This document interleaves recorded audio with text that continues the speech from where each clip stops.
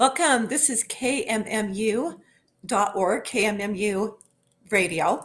That's Main Street Media Radio. And this is the Liberty Mom Show. We're so excited to have you join us today. And we're really thrilled about the lineup we have. I think you're going to find it extremely interesting and very, very informative. And maybe even painful, because sometimes the truth can be very, very painful. But that doesn't mean we shouldn't learn the truth anyway. So, as I said, this is the Liberty Mom Show. Liberty Moms are the original Secretaries of Defense. We are the real defenders of the home front. And we are there when it comes to defending our families and our communities. And I'm your host, Dalane England. We have, as I said, a great lineup. First of all, we're going to have Frank Mylar be with us. He is an amazing attorney. He has stood up for life for years. I don't really know how many. I've known him for 20 years, and I've known him to stand for life and stand for the family and for the principles of the God and the laws of nature. And he's an amazing man. He ran for our Utah Attorney General. Unfortunately, he did not make it, but that doesn't mean that he won't still continue to create great value for the rest of us. And so he's going to be on. He is not a Liberty Mom. He is an amazing Liberty Dad. And then we are going to have a great super Liberty Mom, Amberli Peterson. She is the author of a book, Ripened, and it is absolutely incredible. I'm telling you, you have to get this book and read it. No matter who you are, no matter what your background is, it is so interesting, informative, challenging. It is absolutely an amazing work of art. So it is incredible. And so we're really excited to have her join. So I think most people know that we just had, in the state of Utah, we passed a law several years ago that if Roe versus Wade was ever overturned, that we would make, it's called a trigger law. So if that happened, that Utah law would be that abortion would now be illegal, except in the cases of rape, incest, or the life and health of the mother. Well, once that did happen, because it's kind of a miraculous, it did happen. And once that happened, then Planned Parenthood sued, saying it would harm their business, which was the idea of the law, actually, was to hurt the business of Planned Parenthood so they couldn't kill babies. And the judge ruled that they could continue to perform abortions while we're waiting for that to happen. And several things have happened since that time. And Frank is going to come on and tell us, give us a really good overview and perspective of that. But I want to make you aware of some of the really important points that I think they're really important. One is that Utah performs at least Planned Parenthood of Utah performs 3,000 abortions a year. It's actually higher than that now. That's what it used to be. But since Roe versus Wade was overturned, they've actually performed more abortions because they're afraid that they won't get to perform anymore. And so if you think about that, it's 3,000 citizens of Utah, 3,000 innocent babies that don't have a chance to come and have a life. And nationally, we have over 3,000 babies a day whose lives are snuffed out. And so you can really imagine how much that impacts America. All the while we have our borders open and people from other nations are coming here, but we're not really allowing our own American citizens to even be born. And I just want you to think about the ramifications of that, the ramifications of a society who legalizes and justifies the taking of the unborn, the most innocent, the most helpless, pure, innocent souls, and ending their sojourn on earth.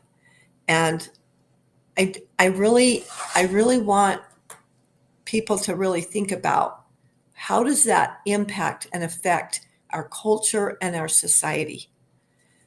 I also believe that, we pass a lot of laws. We pass at least 500 laws every year in the state of Utah alone. So we pass a lot of laws. And, we have laws against murder. And what do we know about murder? People still commit murder. We have laws against stealing. Do people ever steal? Yes, they do. We still have stealing. So laws don't really all the time, I mean, sometimes they do.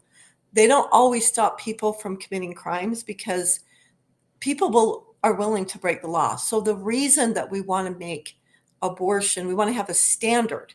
We want to say this is not our culture, it's not acceptable, it's not legal.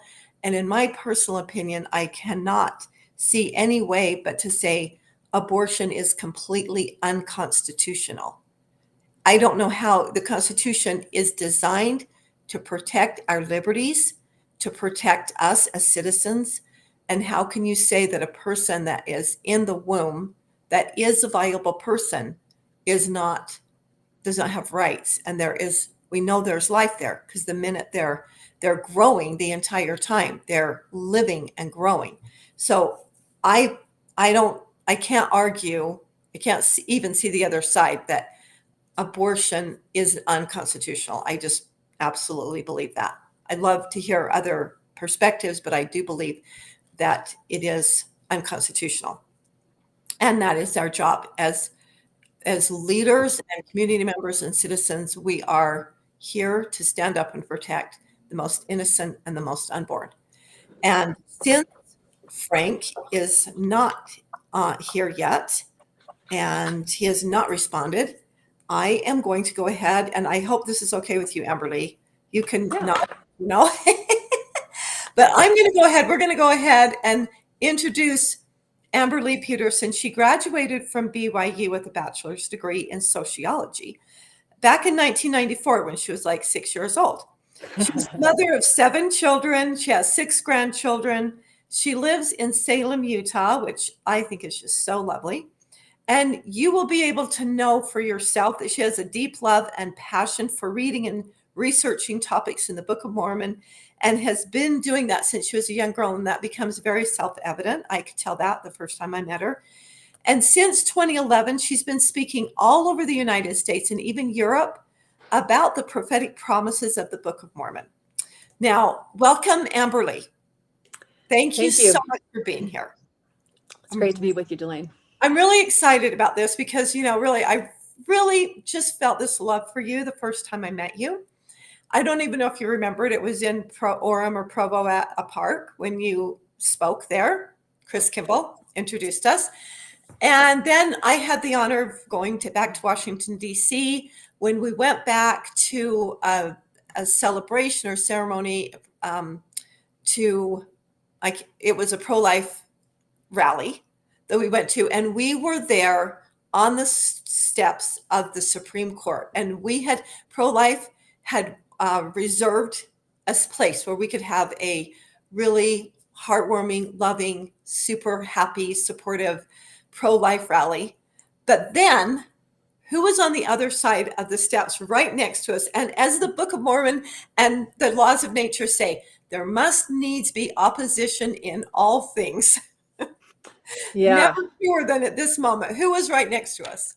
Well, it was the frantic, screaming, hysterical pro-choice movement. And there's a reason I'm saying that, that we're trying to drown out what we were there to do. And it was quite a show that they put on that was sad and alarming at the same time. And I'll never forget that.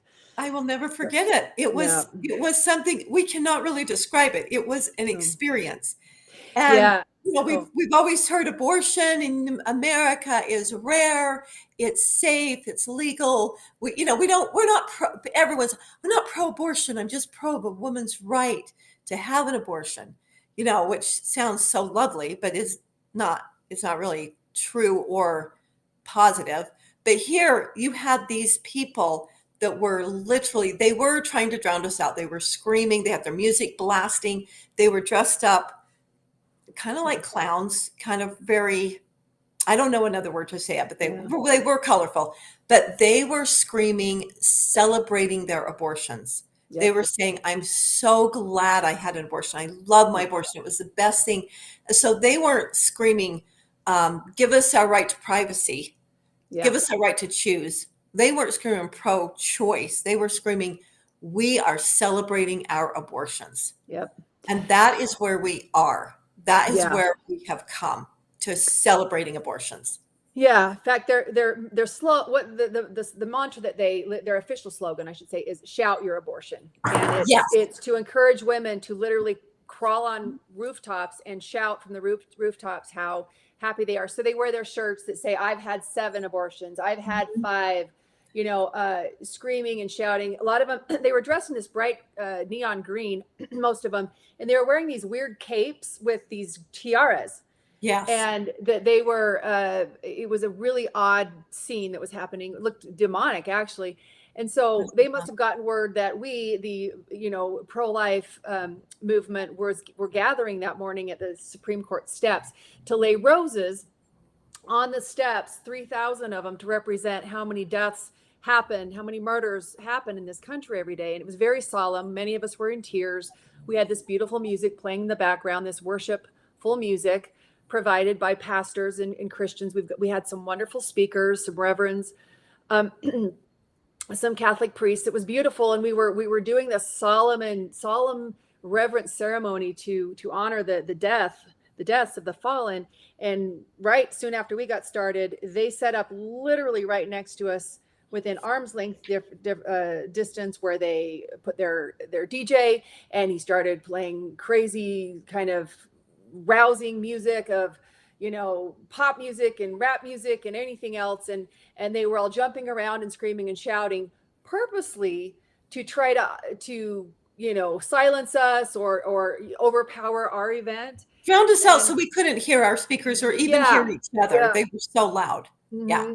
And it was shocking, and like you said, and I just sat there with my jaw on the ground, like, you're kidding me. I mean, anyway, it was awful.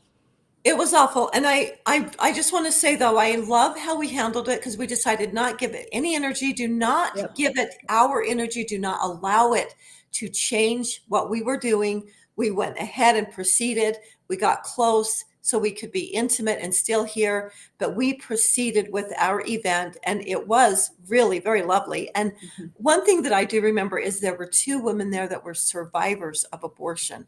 And wow, were they not so powerful, and to hear their stories.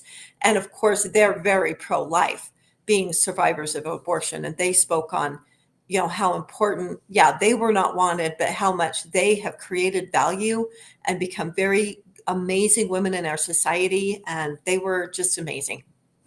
You As know, ever. yes, and it's interesting that even in those moments, God seems to have a sense of humor, because I'll never forget. In fact, that one of the speakers you're talking about, as she was speaking, talking about the harrowing experience of surviving a 7-day long abortion that her mom had tried to abort her in a hospital setting, of course, years and years ago, and it didn't work, and she survived. And as she was wrapping up her remarks, we all sort of noticed, because of course their music was blaring, that they started playing the song "I Will Survive" by Donna Summer. Right. And she paused for a minute and looked at him and said, "Thank you for playing my theme There. song." You're, And you're playing my theme song. Thank you yeah, so and much. we all got a chuckle out of that, and I don't think they appreciated that, but it was God is good. So God is good. And yeah, I just want to say, well, we'll talk about this later. Just like we understand that the world is screaming lies, and that women are very much deceived and are very much at risk for these lies, because getting pregnant, and when you don't want to be, I mean, I don't know how many times you've been pregnant. I know you have 7 kids. I have 6 kids. I've been pregnant, that many times, but I can't imagine being pregnant when I didn't want to be, because I always wanted to be. But it is a life changing. Getting pregnant is very life changing, and it's going to change your life. So I really have just compassion for somebody who isn't married, who's in a situation where fear takes over. What am I going to do? How am I going to be able to do this? And we know what happens when people make decisions on fear. We just went through it. That COVID is the absolute perfect example of how cognitive dissonance happens when people come from fear. They can't think. And I mean, I've been in fear. I have been in fear. Was robbed at a bank, and that was probably the most time I felt like my life in danger. Believe me, my brain completely quit functioning. So I understand how, when you're in fear, you can't think straight. And that's why we want to make this not about fear, but we want to share the truth, because the truth will really set you free. Yes. I have to say, I just want to, we cannot have enough time with Amberli. You have to read this book. She wrote this book. We got back. You knew that something needed to happen. When we were back in Washington, D.C., we had a really nice conversation. So tell us what it is that made you, like, why is this such a passionate issue for you? And what made you decide to write this book? Okay, so we actually went in January of 2022, and I had actually started writing this book called Ripened. I don't know if your guy has a picture of it, but it's called Ripened: Why the Book of Mormon Damns America for Abortion. And so here's my website he's putting up here, which is ripenedamerica.com. Which is where I post content, my blog posts. Anyhow, so when you and I and Chris and my husband Dave went, we went to the January 20th, anniversary march that they have every year in Washington, D.C. of Roe v. Wade. And of course, at the time in 2022, we didn't realize that 6 months later, Roe would be overturned. I think we were all I didn't actually think it would happen, to be honest. Not anywhere near then. I did not believe that. Like, they were talking about it. I'm like, this may be the last rally we have here before Roe versus Wade is overturned. I'm like, I don't think so. This shows my lack of faith. Yeah, me too. God is powerful. He's mighty. Yeah, so we'd gone out there for that, and I'd always wanted to do that. It was on my bucket list. I always did state level things, but I've been going to those since I was a young mother myself. I remember being pregnant with my first child in 1992, 91, 92. It's been a while. And you asked where this kind of all started, and I'll kind of go there and then to the book. Yeah. But I had gone, my husband and I had gone into church. I was expecting, like I said, my first one. So I was only 20 years old. It was a surprise in the fact that, of course, I was married. I was playing basketball at BYU, and I had a full ride scholarship that, required me to be able to play basketball. And I was a newlywed and suddenly found myself expecting this new little one, with 2 years left on my basketball scholarship. So, was I afraid? Yes. Was it unexpected? Yes, it was. But it turned out to be one of the greatest blessings in my life. I ended up having her, and miracles happened. And within 9 months, I got my scholarship back, went back and finished playing, had a great career at BYU. And God was absolutely amazing for me in the sacrifice that was for me was returned tenfold. And I think all of us women would say that, with every child. And so that was my first, ended up having 6 more, and even the greatest moments of my life. But during that first pregnancy, we'd gone into church, and we were going to a student ward up in Idaho, because we'd moved back to Idaho where I was raised, to have our first. And I came out from church that morning, and someone had plus flyers all over the cars there at the church, pro-life flyers that they'd slipped in everybody's windshield.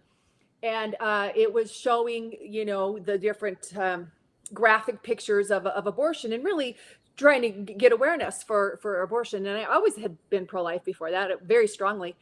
But I grabbed that flyer, and I was about, 6 or 7 months along.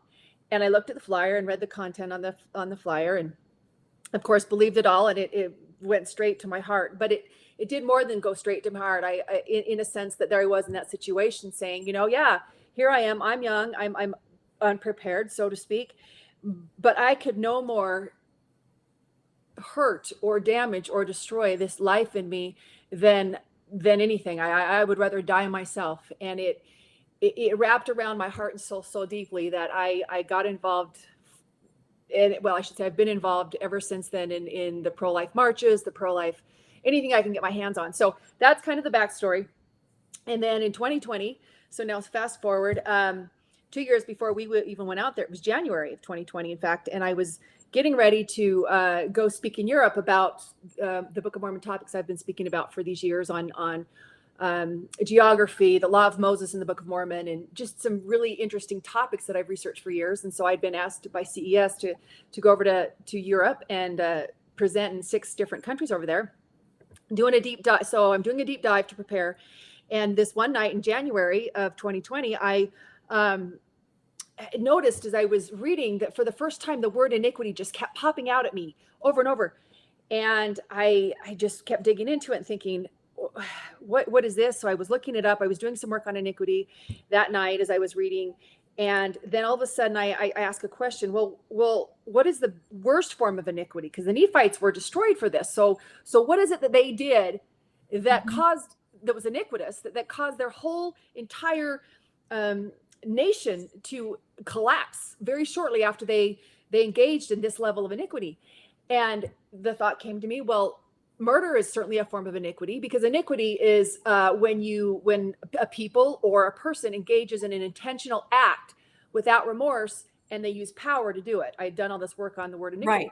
and I'd written Yes. a blog on it. Anyhow, so the thought was murder. But I thought, well, the Nephites, and we're told murder is the worst sin. Yeah. So like it has to be connected, because like what else could it be? It's not stealing. Right. Like what else would garner a word meaning iniquity? Yeah.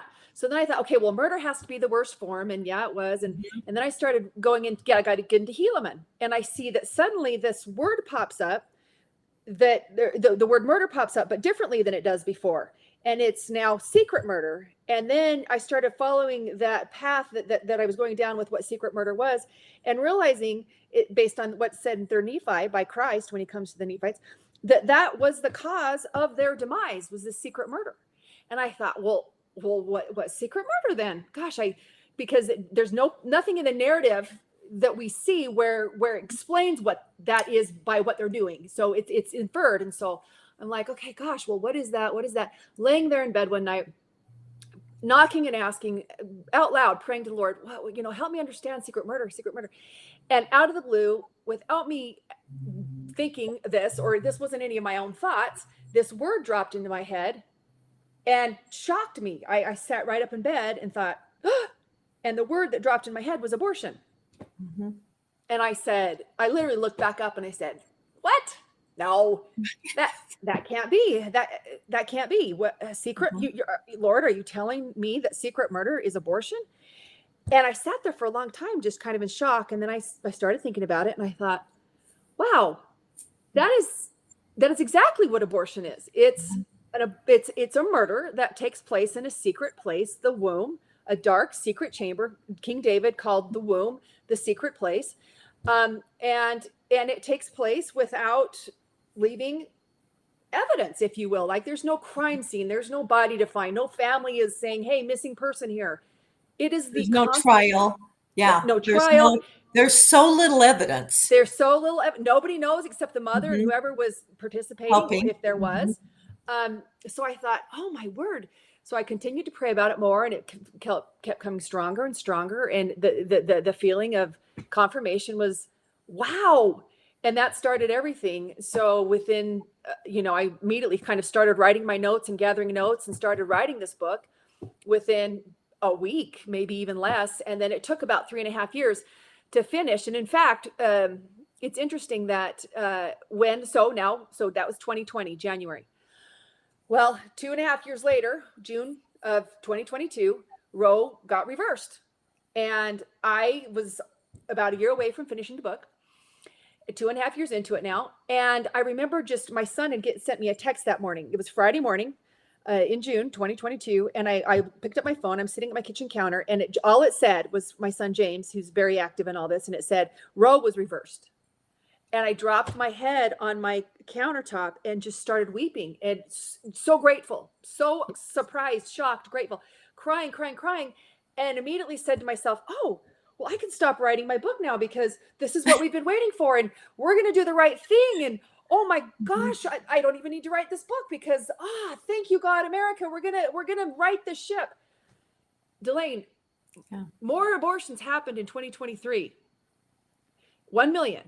So the next year, 1 million, which was more than has happened in a decade.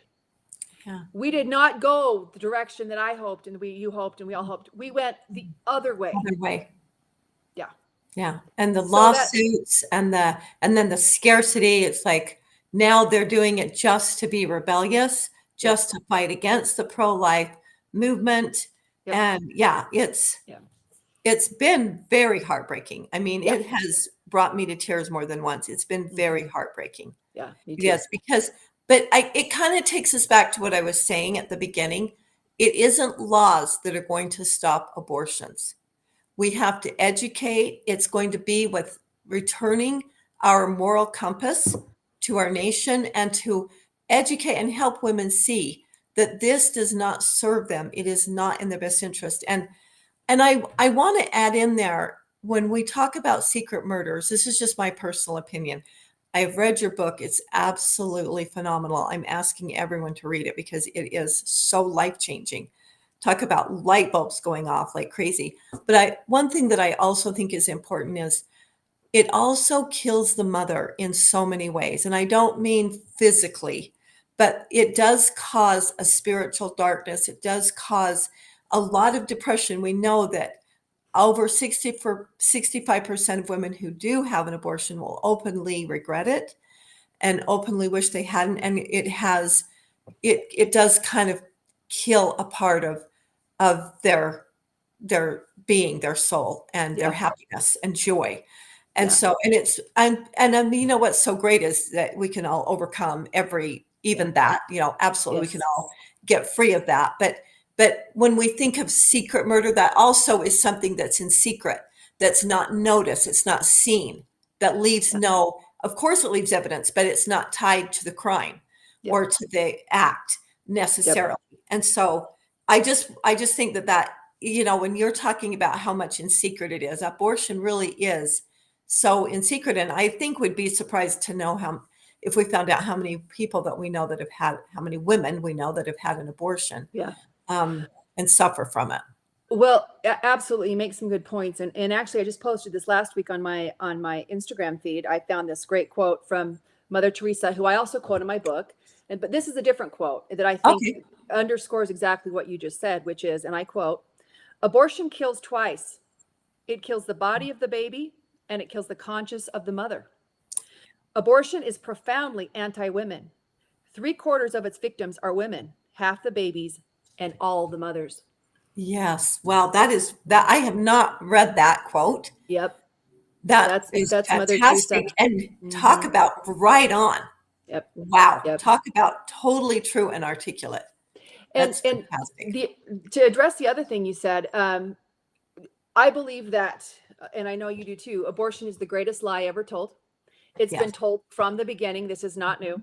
Abortion, I put this out in my book, has been around. The first documented case of someone writing and talking in public about abortion goes back 5,000 years to China. The Egyptians talked about it, the Romans. This is not a new thing. It's not our society. Because murder for gain, which is what abortion is, and I'll explain that, is traced straight back to Cain. The deal that Cain made with the devil to kill his brother Abel to get gain. Okay. And so it is the same concept, and that comes from Satan. And so it goes all the way back to the beginning. Satan doesn't, invent anything new. And so as the father of lies, the biggest lie, so going to the lies that buttresses the abortion, the genocide of babies, is this one. And it is that abortion, this is how they get all these women sucked into this lie. And I was telling you this earlier on the phone today, but I firmly believe that the women, I like Mother Teresa said, are as much these mothers are as much the victim because they are sold a pack of lies. They are sold the lies about abortion. And so they too fall victim to it. I don't judge. My book is not about judging women. No, it isn't. Anybody not at all. Gets abortions. Never goes there. The book is targeted to expose the secret combinations that profit from it. So I want to be clear. So please don't hesitate to read the book out of feeling a sense of condemnation or anything like that. That's not the point of the book. But the lie, and I want to go back to the number one lie. It is this. It's very easy or very simple. Abortion is a medical issue, not a moral one. That's their lie. So as long as we make it about a medical issue, we can call it reproductive health. We can call it reproductive justice. We can call just it between me and my doctor. Yes. Yes. None of your business. That's right.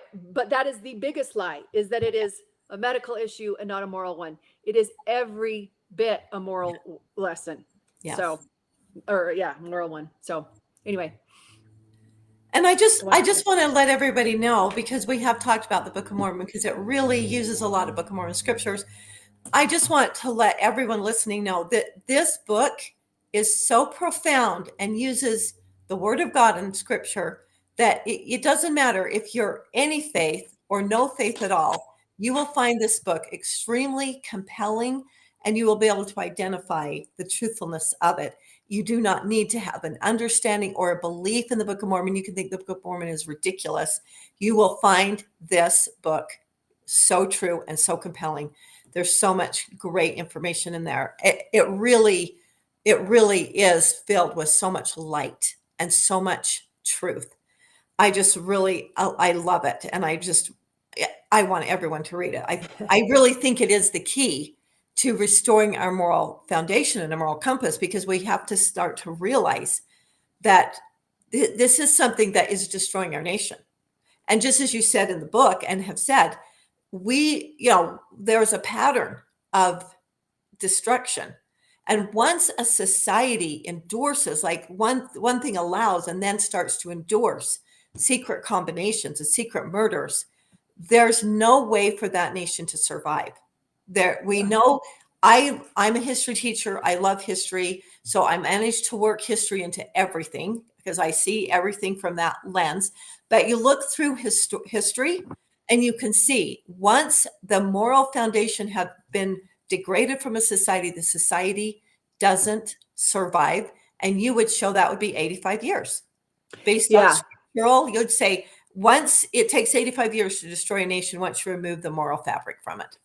Well, that's certainly the pattern that emerges in the Book of Mormon, and that's what my eye always goes to as I read the scriptures, especially the Book of Mormon. Is I look for patterns, because patterns, just like the cosmos, they teach us things that can't be changed. They're fixed, and so we must take these patterns and be able to bring them down and open them up and look at them deeper, because they're meant for us to learn from, and they will be repeated as often as needed by God until we get the lesson. And one of these patterns that you're referring to is that twice back to back, which means that this was not arbitrary. The first time the Nephites were destroyed in 34 AD, you can trace that back because it expressly says that. It says this, going back to Helaman, which begins in 50 BC. That's when Gadianton enters the scene, okay? 50 BC. By 34 AD and change, so sometime in the year 34 AD, the entire decimation, except a few hundred, 2,500, maybe a little bit more survivors, are wiped out. Yeah. Now here's what's interesting about that. The reason that should grab our attention is because the Nephites had lived 500 plus years before that without being destroyed. Yes, they had their problems. They were prideful. They had their wars with the Lamanites. Right. They certainly not perfect people. They were always in that crazy pride cycle, right? Right. And we know all about that. And yet that did not destroy them. Right. They survived and thrived for much of that when they were being righteous, right? But then Gadianton comes in, and in fact, this is on the back cover of my book. And what he brings, which it says right in Helaman 2, he brings in the art of carrying on secret murder. Okay, yes. That's what he introduces. It's very clear that's in Helaman 2, but also in Helaman 2, we learn from Mormon. He makes this. Mormon stops and makes this this declaration as part of his narrative. Okay, and he says this. And behold, in the end of this book, ye shall see that this Gadianton did prove the overthrow, yea, almost the entire destruction of the people of Nephi. One man. So you say to yourself, okay, well, what did one man do? This one man, Gadianton, he brought in secret murder. And within a few chapters, which is Helaman 6, we find that not only are he and his little Gadianton group robbers doing this secret murder because of the oaths, but they'd also convinced most of the Nephites to join with them. And we learn that in Helaman 6:17.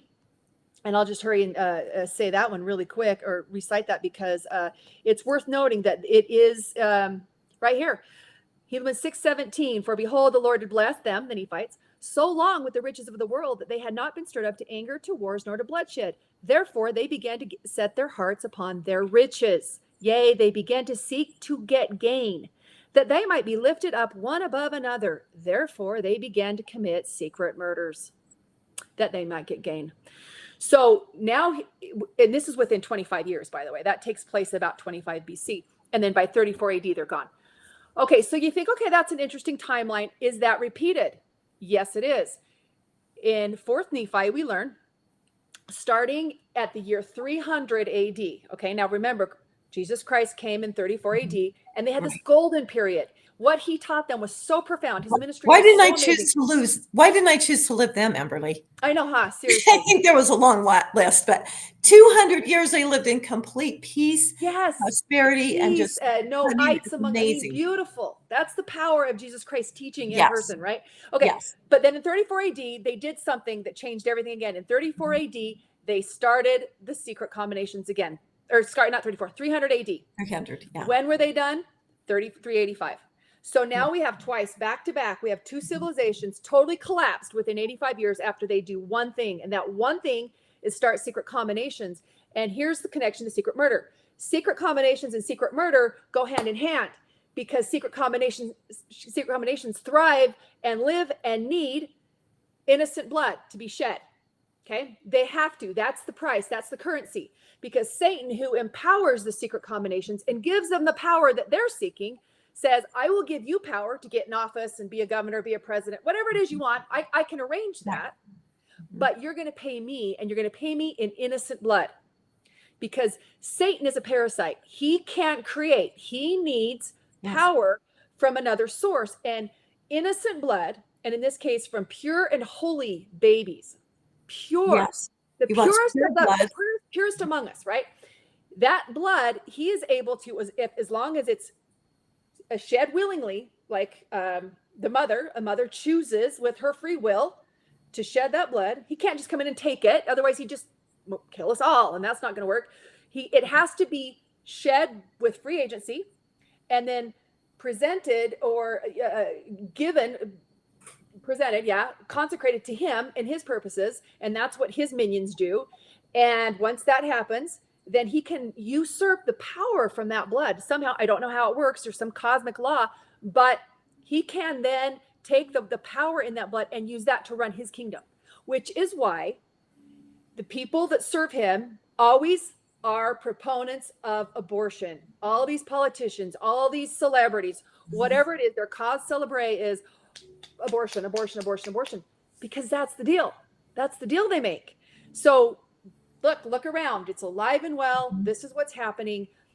The pro-choice industry, the abortion industry, the billion-dollar industry is fueled because these people have signed some sort of deal, quote unquote, made an oath that they will keep those spigots of blood flowing for their master, who is Satan.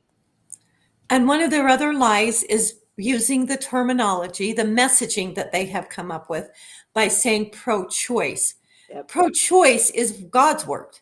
Those are God's word, because we came to earth. He wants us, he's all about us choosing. Yes. And choosing for ourselves. That's agency. That's what pro-choice is.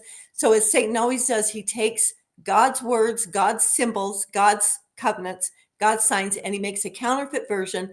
So he would call pro-abortion, pro-secret murder, pro-choice, because who could disagree with pro-choice? Right. That is another way that he deceives and gets so many people to come on board because, well, I'm pro-choice. And so the people you're talking about, the wolves that wear the sheep's clothing, they don't openly say, I'm pro-abortion. I never hear them say that. They say, I'm pro-choice. Yep. I am with God. I am pro-choice. Those are God's words. Those are God's terms. Pro-choice. We're here because God's pro-choice. And so they use his, it just shows how another level of evil, another level of deception, and how easy it is to be deceived and to get sucked in. We see even good people getting sucked in. Because evil can't create anything new. All they can do is distort what is good and true. I just posted yesterday J.R. Tolkien's great quote on that, is that, evil doesn't create anything new. They can't. They just simply distort and counterfeit. In fact, going to that point, that's what's so powerful about the Book of Mormon is that it cuts through the lies like no other book of scripture does. And I think it's really important to understand that we have to see, like you said it best in your opening statements, that, the Book of Mormon isn't just, a religious book for the Mormons. The Book of Mormon in its own introduction says that it is to the Jew and Gentile alike. And look, Right. everybody in this country is one or the other. If you're not a Jew, you're a Gentile. Right. Look, Exactly. we're Gentiles. I'm not a Jew. I don't have a Jewish mother. I'm a Gentile. Right. You're a Gentile. We're Gentiles. Right. That's not about religion. No. We are Gentiles, right? Mm-hmm. And so this book is written to all Jews and Gentiles alike in the world, but especially in this nation that is this great land, this promised land that's under these covenants, right? And so it is not proprietary to the Mormon religion any more than the Bible is proprietary to the Catholics. Absolutely. Well said. I don't say I'm not going to read the New Testament because that's the Catholics' book. Well, right. But yet people will say, I don't want to read the Book of Mormon. That's the Mormon's book. And there's the fallacy there. And so, Yes. so I would encourage people to consider the Book of Mormon as, if nothing else, as a manual for something very, very important. And there's two things that I'd like to point out that to consider when reading the Book of Mormon or considering it on that level. And that is that, first of all, it's the only book of scripture that actually drills down into abortion and calls it out by its name. We've talked about that. It calls abortion secret murder. Mm-hmm. Now, nowhere in the Bible are you going to see that, okay? But the Book of Mormon calls it that, number one. And number two, it also, let me back up. So there's some things that can be teased out of the Bible once you kind of have this template. For example, in Revelations, it talks about the great whore Babylon being drunk on the blood of the saints. So that's an allusion for sure to abortion, but nothing directly, right? So the Book of Mormon calls it out, what it is, secret murder. And number two, it gives us the invaluable perspective of seeing the beginning phases of what happens to a society that adopts it, the middle and the end, twice. We get to see the whole story laid out in front of us, which is so valuable because where we're at now, we're somewhere in that 84 years, 85 years. I believe that same time frame will be granted to us because God is no respecter of persons. He's going to now give us that same 85 years. When that 85 years started for us, I don't know. If we start with, who knows, whatever year it started for us, let's say 1945 when the UN was formed. Great secret combination, in my opinion. Absolutely. But you add 85 according years to several of our prophets. Yes. They also said that. By the way, the UN is the most worldwide proponent of abortion that there is. I mean, they do more to push abortion than anybody else in the world. Pro-abortion, anti-God, anti-family, all of it. Yep. That is their mission statement. That's what they're all about. Yes. And they were founded in 1945 in San Francisco. Okay. Now, if you want to add the 85 years, and if we're going to play, Interesting. Timelines, and I'm not suggesting this, but let's just, for hypothetical reasons, for fun, that puts us at 2030. We know they have, the world government has great plans for that year. Who knows? Somewhere we're in there somewhere. But the point is so we're still in the middle of it. We're in the middle phase of this implosion of our country, of our nation. We're watching this cultural, social, spiritual implosion. Okay, so we're somewhere in the middle. Why is the Book of Mormon valuable? Because it shows us the beginning, the middle, and the end. But more importantly, it also gives us a lifeline. Okay. And that lifeline is if we can stop and repent, we don't have to finish out the 85 years. We don't have to be destroyed. And where does it show that? Well, right before the Nephites were destroyed in 34 AD, you back up to 3rd Nephi 3. And what do you find? 3rd Nephi 4, you find Laconius's people being surrounded and outnumbered by Gadianton robbers, vastly outnumbered. And the Lord basically gives them this choice. If you repent, I will come in and surround you and protect you and lift the siege. And they thought about it. And to their credit, they said, yes, we will. They repented. God came true on his word. He came in, he surrounded and protected them. And against all odds, they destroyed the Gadianton robbers. They would go out at night, and the words are they destroyed them by the thousands, yea, the tens of thousands, because the Lord was with them. Totally lifted the siege with God's help because they repented. So I think that story put in the narrative at that time in the middle phase, it gave them hope, and they did the right thing, and they were protected until, this is where we get into what Frank was maybe going to talk about in this ruling last week, that they began to descend back into into deceit, back into things, slip back after they had repented. They slipped back, and then in about 30 AD, about 3 to 4 years before the destruction came, very corrupt judges got together and decided that that they did not believe in the sanctity of human life, and they put to death secretly a group of inspired men from heaven that had come to warn the people. Well, these judges didn't want to hear about it, and so they got together and killed them secretly. And when they were going to be brought to justice, they said, uh-oh, we're not going to get out of this. We better make a secret combination to save us. So they got together with their lawyers, friends, literally they were spelled out, lawyer friends and the high priests. They formed a secret combination, and miraculously they escaped justice, because that's what secret combinations do. They help the perpetrators escape justice, and so they did. They broke into fractured into tribes, and then that group that formed the secret combination formed the city of Jacob-Ugoth. And boy, if you want to find out how the Lord feels about secret combinations and those people, and these judges and lawyers and high priests, well, they were Jacob-Ugoth. And if you go to 3 Nephi 9:9, you realize that the Lord called them the most wicked city on earth.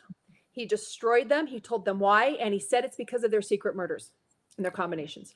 So you got to look at that and go, okay, so should we be on the lookout for judges, corrupt judges that don't value the sanctity of human life? Do we need to look at? And I know it's not an exact analogy of what we're seeing now, but in the bigger picture, it's a pattern. It's very applicable. It never repeats exactly, but it's a pattern. So the same pattern is being repeated. Yep. And that you cannot deny. You can look at history and see the pattern being repeated. Yep. It is. And President Benson, he warned us in his witness and a warning talk back in the 80s. And he said, let's see right here. He said, those who learn nothing from history are condemned to repeat it. Yes. And most especially, to add gravitas to that, those who don't learn from the history of the Book of Mormon are doomed to, or condemned to repeat it. So then we say, okay, so if we receive this Book of Mormon as nothing more, and to me, it's the most correct book on earth. I would take a bullet for that book. But if you just receive it as a preparation manual, okay, let's just look at it from a sociological perspective. Let's look at it from however you want to look at it. It is invaluable when it comes to understanding what's ahead for us. Yes. So that's why these books, mine go together with the Book of Mormon, because this is just an explanation of the patterns in the Book of Mormon that I was able to tease out and put together. So. And you've done an amazing job at it. I mean, really, like I say, it really is so good. I read a lot of books and I think they're really good. But I was expecting it to be good because I know how you feel about the Lord and about abortion, but I know your heart is, you seek to have a pure heart. But it really is life-changing. My husband read it faster than I did. And he's like, Dalane, you've got this. Have you read this? It's so amazing. I just could not believe how much my husband loved this book. It was amazing. And as you know, I gave it to about 25 of my closest friends for Christmas. And I can tell who read it and who didn't read it. I get a call from Dalane one day, and she's like, I'd like to order some books. And I think, okay, she's going to order 3 or 4. So they'll take a case, please. I said, what kind of deal are you going to give for a case? Because everybody's got to read this book, because I love my friends, I love my family, and this is a great book to really help us put those pieces together. I will just be honest, I love the Book of Mormon so much. It's my favorite. I just love it. But I also love the Old Testament and the New Testament, but I love the Book of Mormon. And I think that I've studied it a lot. I'm a lot older than you, so I feel like I've had more time to study, and yet you just really taught me so much in it. It's really, really good. So speaking of Planned Parenthood, I just want to share with people a couple of different things that are coming up. One is Planned Parenthood is now, because speaking of secret murders and secret combinations. Planned Parenthood, as you know, when they perform an abortion, they say we make about $500. It costs about $500.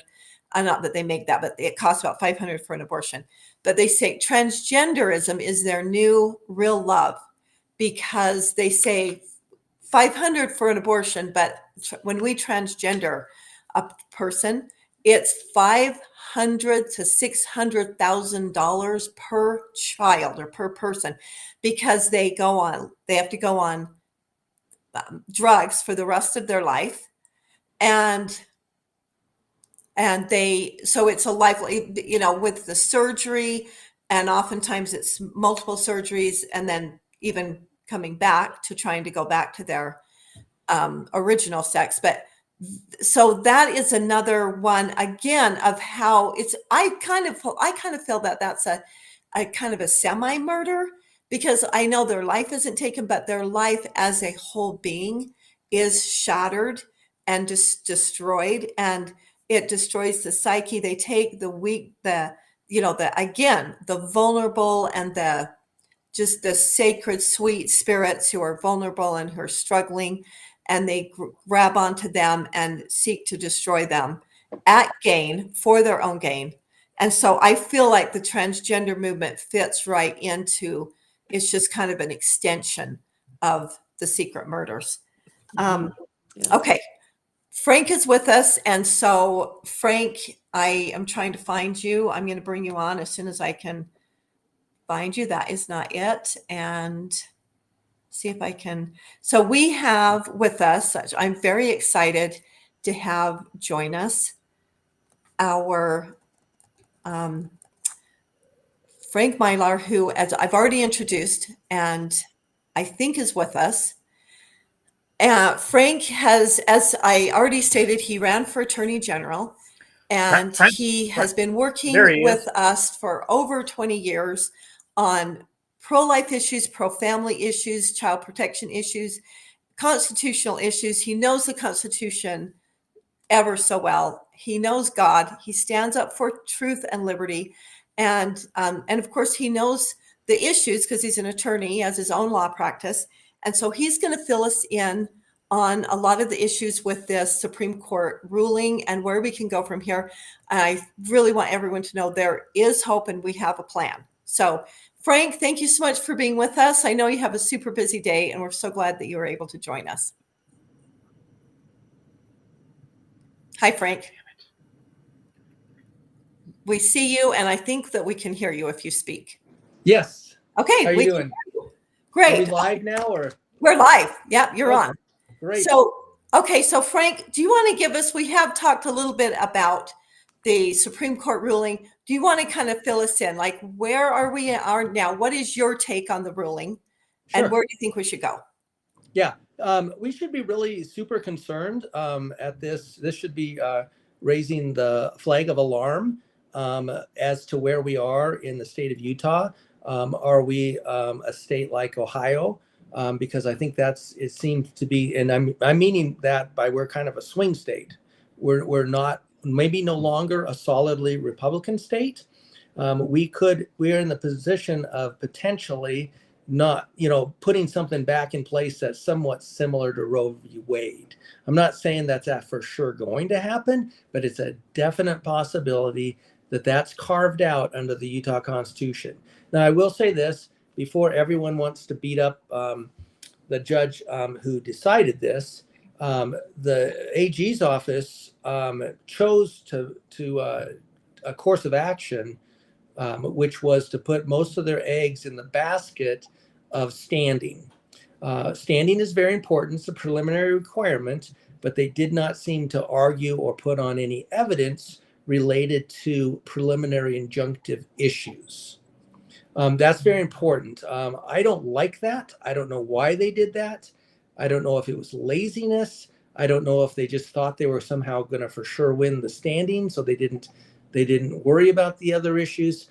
I just don't like it. I like a full court press on these things because I don't like to lose. when I'm fighting these kinds of issues, I don't want to lose. So of what you're saying is don't necessarily blame the judge because maybe it wasn't presented with a good enough case that the judge I mean, is that kind of what you're saying? A little bit. I'm saying that a few times, I think 3 times, the Supreme Court opinion went out of their way to say the AG's office did not put on evidence of this. Mhm. And an example is they didn't put on any evidence of whether the trigger law is actually in keeping and furthering the pro-life goals of the state of Utah and the Utah legislature. No evidence on that. That would have been easy to Which put is that kind of evidence shocking on. because we passed that law. It's there. It does reflect the will of the people. It reflects our legislature, and it reflects the community and the culture and the mindset of the people of the state of Utah. Right. And they also did not put on any evidence of whether abortion was illegal under the common law. More significantly, they didn't put on any evidence that it was they had a right to an abortion under common law. That's the kind of evidence they should have put on. They also seem to allow unrebutted evidence from our state Department of Health, making it sound like you're more likely to die by giving a live birth versus having an abortion, which is crazy. Which I is mean, does insane. anyone really believe that? Which is You know, self-evident. Yeah. Self-evident. That's not true. So that's just a bizarre fact, you know, that is significant. Now, were there some other issues that I'm concerned about? Yes. The fact that you have 4 judges that upheld the decision of the district court saying there's a substantial likelihood of a success on the merits should be very concerning to all of us. One judge on the Utah Supreme Court, one judge alone, had a dissenting opinion saying he would not have found standing in this situation. And he makes a great argument because this is third party standing is what it's called. And so sometimes you can have third party standing. He felt like it did not qualify it by the definition of prior case law. And I think he's right. If you look at the wording of prior case law, they should not have granted third-party standing in this situation. Instead, they kind of read beyond it and said, well, you know, you know, we're not sure that, you know, these words really mean what they sound like they mean, in essence. Okay, so Frank, I want to understand, like my understanding, because I will be honest, I haven't read it. I've been kind of busy. Although I really enjoy reading those things. Okay, so my understanding is that they also said that it would cause damage to Planned Parenthood. Yes. Yeah. I mean, so here's how what they is that did. relevant? Yeah. So here's what they did. And I'll tell you, they can say all they want about like financial and those kinds of things. I think as an attorney, what the Supreme Court held its hat on basically is the fact that the doctors that they claim to represent would have been criminally prosecuted and lost their license. Honestly, if those 2 issues weren't there, I don't think they could have granted this preliminary injunction, to be honest with you. But that's always concerning. That's always going to be considered irreparable harm if they find there's third-party standing that Planned Parenthood Association of Utah can represent those interests, like they decided they could. If they can, then that's a significant irreparable harm if some of these doctors lose their license and are criminally prosecuted as a consequence. Yeah, that's kind of what we want to have happen. Yes, it's true. That's the kind of irreparable harm we want to do. Yes. Not that we're out to harm anybody, but yes, go ahead, Amberli. Well, just to clarify what you're saying. So they're saying that doctors would lose their license and be irreparably harmed if the trigger law was put in place and they still continue to do abortions. Is that what you're saying? No, yes, exactly. That if they defied that law and actually had provided for abortions, then they could lose their license and be criminally prosecuted. And so they said that was one of the harms. Then they had some alleged harms, and none of this was rebutted. Just to let you know, no evidence was attempted to be put on to the contrary. But there was a woman that said, well, I'd have to go out of state. I don't know if I can go out of state. Oh, by the way, I don't even know if I can get childcare. these were kind of not very strong. I think they were kind of like conclusory, a little bit, but no evidence was put on. They didn't. I don't even know if they cross-examined. Now, it could be that the record was better than it sounds, but the judge just didn't make those findings. But it doesn't look like, through reading between the lines, at least in this opinion, it doesn't look like any evidence was put on to rebut those women that said we're going to be in irreparable harm if we don't, if this trigger law is put into place. Okay, now Frank, the Utah State Legislature reversed the trigger law, so the trigger law is no longer even in effect. So how does that affect where we are now? Yeah, there was some sort of an agreement made Mm-hmm. to allow this preliminary injunction to proceed nonetheless. They could have said, nope, we've got a new law, you got to start all over. They didn't do that. There's tactical reasons why. I don't think we got a ruling that was any quicker. So I think, I think that was maybe a false assumption. But maybe they thought, hey, we've already argued this, we've already briefed it, we just want the decision. And maybe they just thought we were going to win. I don't know. And maybe they just wanted a decision. So they basically kind of, and I don't have the exact particulars on this because it wasn't actually in the opinion, but it's alluded to, that it sounds like the parties just basically said, yes, we know there's a new law, but we're not going to consider that. We're just going to actually march forward. Well, we're going to consider the change in the injunctive law. That's different. They did apply the change in the injunctive law that happened in the interim, which is basically the normal requirements for a preliminary injunction. Somehow the courts changed it to an easier standard to obtain, and I don't know even when that happened, where it just said if there's important issues. That's contrary to federal law and most state law, which says, no, you have to prove a likelihood of success on the merits and that there'll be irreparable harm. In addition to two others, that the balancing of the harm of the injunction it outweighs, what the injunction is, Right. and also whether it offends the public interest. So when you do a preliminary injunction, and I've done many of these over the years, I put on evidence on all those points. I don't just decide, Right. oh, we got standing, so it trumps all this.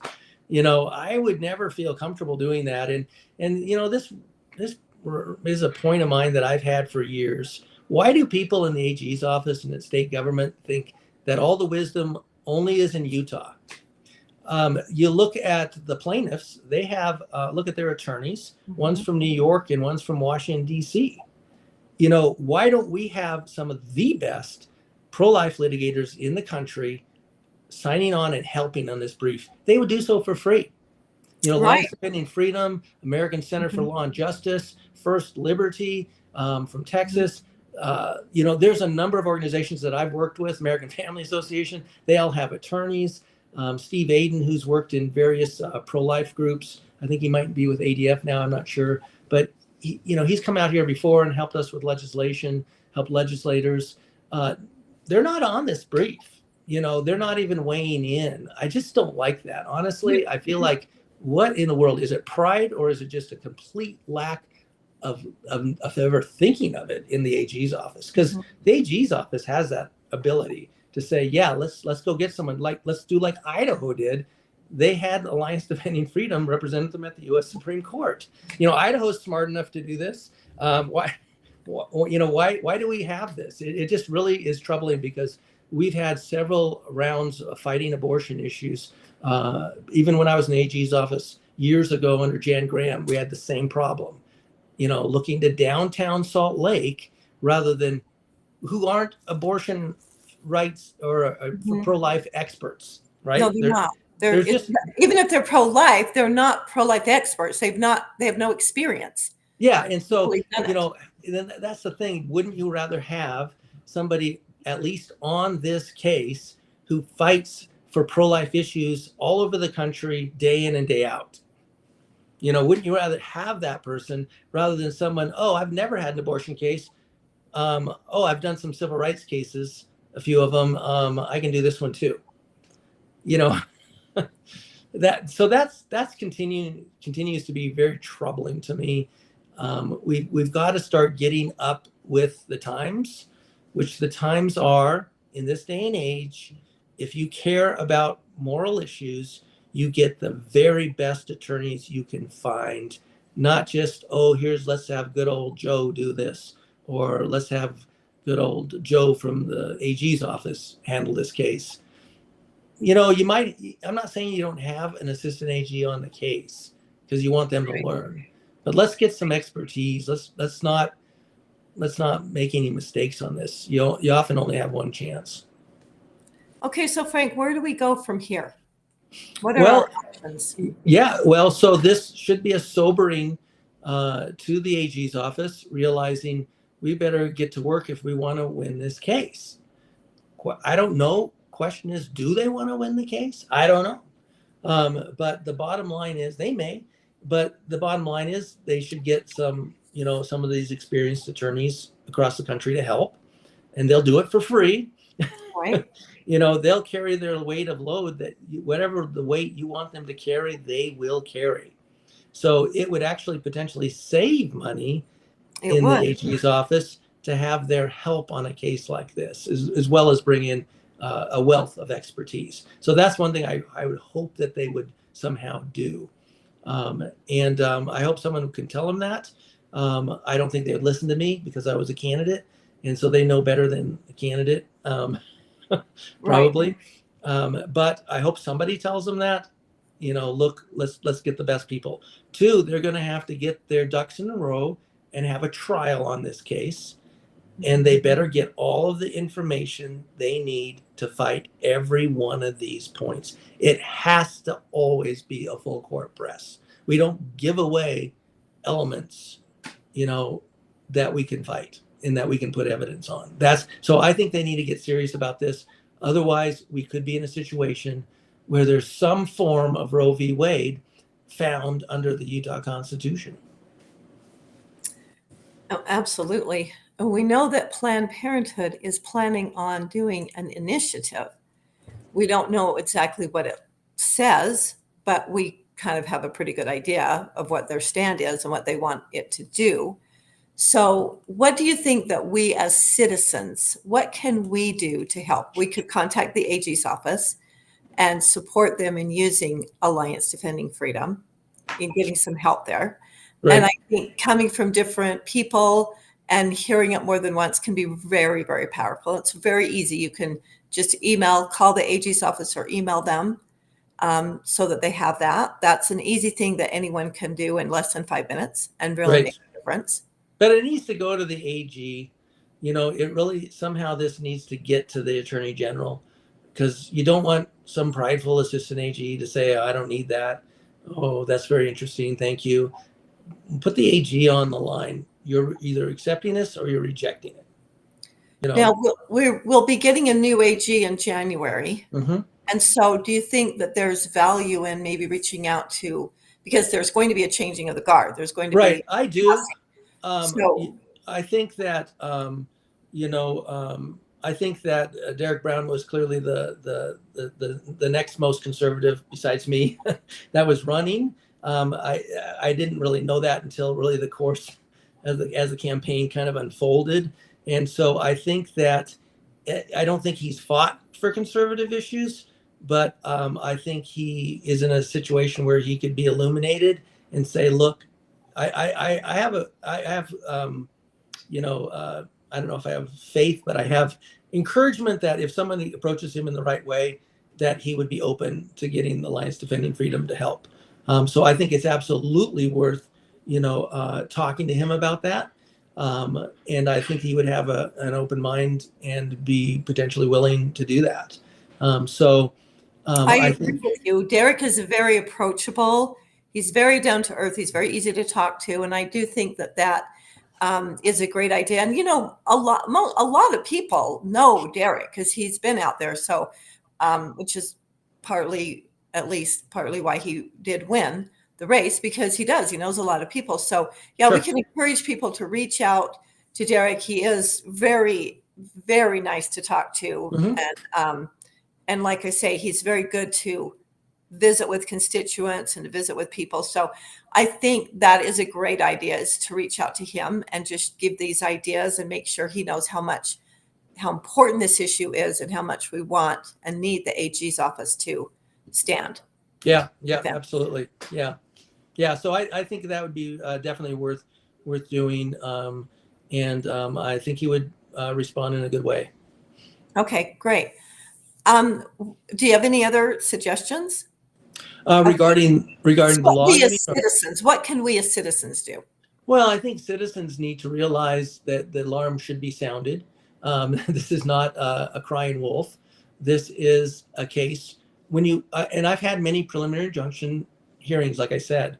I had one 2 years ago, and we had about 15 witnesses testify. That's not uncommon that you actually have witnesses testify. I don't know if we had any witnesses testify in this case. I think they just did it all on affidavit. And when you do a preliminary injunction, it is sort of what's the word? It's kind of a picture of what the trial would be like. It's a mini trial on the Right. merits. Yeah, And so you look at the potential. Wow, we lost this. Wake up call. We need to make sure we have our ducks in a row. We need to make sure we have evidence that combats all the evidence that they're providing, like different ways that woman could have gotten to Colorado or California. Just say, look, this isn't an insurmountable hurdle. It's not that hard at all to drive to Grand Junction or wherever the person needs to go to, and get an abortion. Just if evidence like that would be helpful. There might even be some money available in some sources that's out there, because I know some companies have volunteered to pay. I don't know if you realize that. That would be evidence that I had put forward in that record saying, hey, here's Amazon or whoever it was. I can't remember who it was, but some big company like that said that they would pay for you to travel free of charge to another state. And you have that information as part of the record. It guts the irreparable harm issue. Yeah. I was going to just add that I know that's the case, like, for example, for women in Missouri that want to go across the line to Illinois to get an abortion, they will provide, same with California, these sanctuary states will provide childcare. A lot of times they'll pay for plane tickets for them to even bring their children with them. Yeah. They will pay for their hotels. And they brag about this. So You're right. This would be very easy to show that Colorado, I'm sure, is right on that board or on board with that. Hey, we'll pay for everything. Yeah. So that's, but they need to get ready and take seriously facts. That sounds funny, but it's not just the law, it's facts. Then they need to have facts that support and legal arguments regarding the common law in Utah. And I think that you can make a case. I would hope you could make a case. I don't know this for a certainty, but I think you could make a case. There's never been a right carved out under the common law in Utah that ever established a right to an abortion. And so that's the kind of evidence that you want to put on the record for them to rule on. You want to basically say this law does, enact the policy of the state of Utah. In that it's a pro-life state, and you can look at the other statutes that you can cite to. We need to put our best foot forward and have a full court legal press, and get ready for a trial on the merits in this case, and don't just think you can take an easy route out of this. We should realize that when they rule, that means 4 justices out of 5 rule that there's a substantial likelihood of success on the merits. We should realize we're in trouble unless we really turn this around. I hope they do it. I hope they decide, let's fight to win, and not just say, oh, well, we lost that, so now we have abortion in Utah. Frank, can I just ask really quick? Thank you for all of this explanation. It's been super helpful.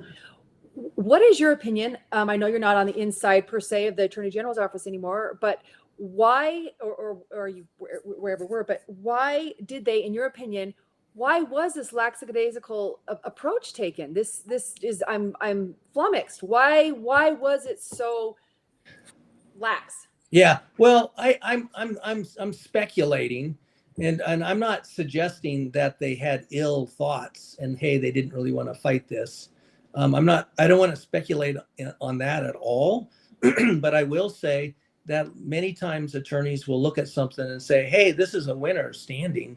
Hey, let's just argue the standing issue and we'll just concede the other issues and move forward. I don't like it. I would not have done that. But that's not uncommon. And sometimes it streamlines things, but you just need to read that Supreme Court decision to see, well, the state didn't put on evidence of this, and realize that makes you look a little funny, like you really kind of blew it. Why didn't you put on evidence, state? And so I think it's Wow. not like a terrible, like incompetent legal argument. I just do not think it's a good one. It's not the way I would fight these kinds of things. And like I said, I fought a lot of preliminary injunctions. Many a times they were for counties and the state, in cities, in situations dealing with constitutional issues. And I make them prove every element. Right. I want to put on evidence to contradict anything they put on. And so it's not completely uncommon that you would see that.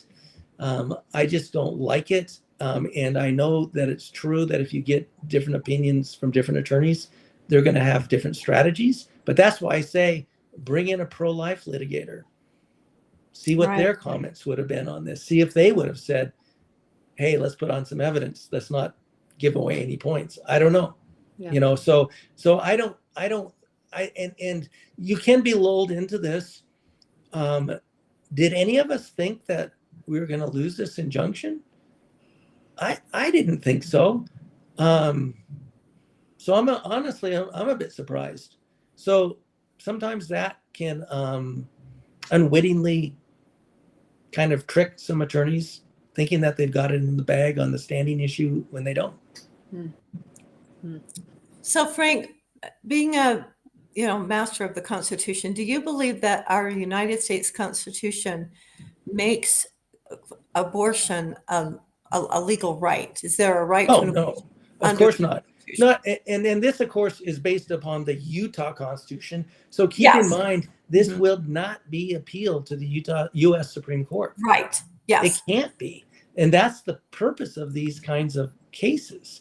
But there's no way anyone in the right mind would find a right to abortion in the Utah Constitution.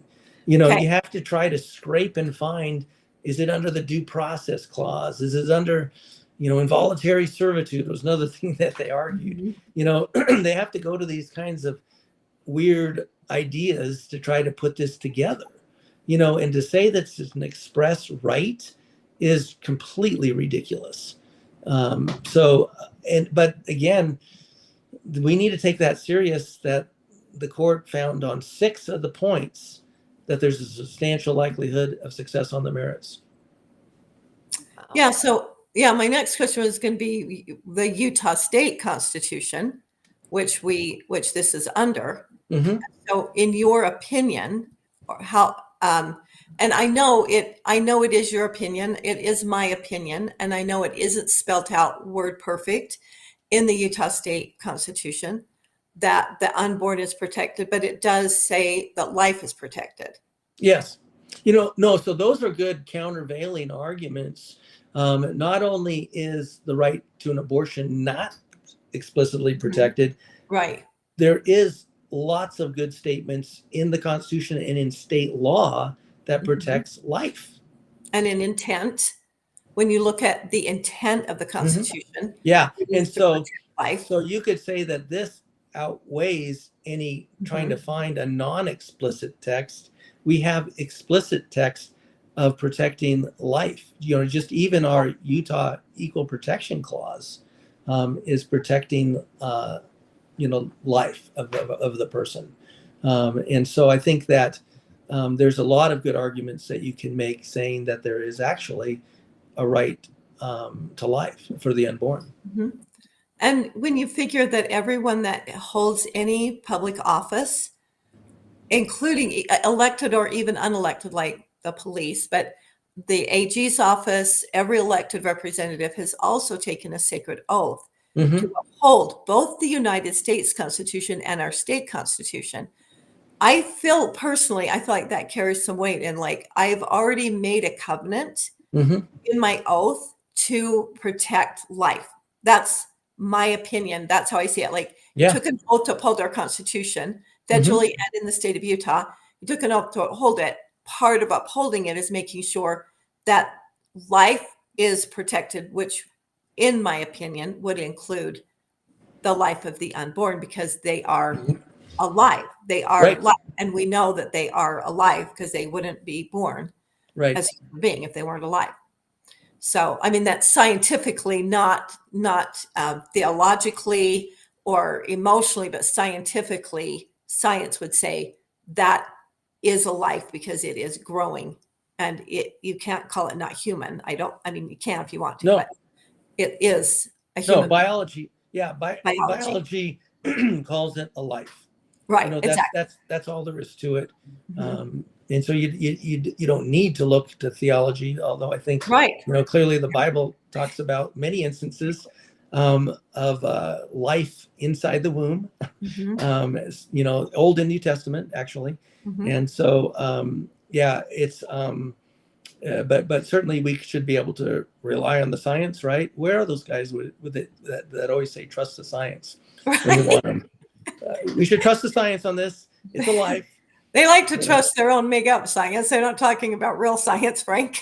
right? You know, it's a felony to kill a bald eagle's egg Yes. because Yeah. they know that is a life. They do, and that really kind of says it all. It's like it's a felony. You go to prison for that because they Mhm. say that egg, that is a bird. It's going to turn into an eagle. It is an eagle. It's just Mhm. not hatched, but it is an eagle. They recognize that life, and then we have look at how many laws we have. Like if you kill someone, that a woman that's pregnant, Yes. by either, even manslaughter, like in an Yeah. automobile accident, that is two counts of life.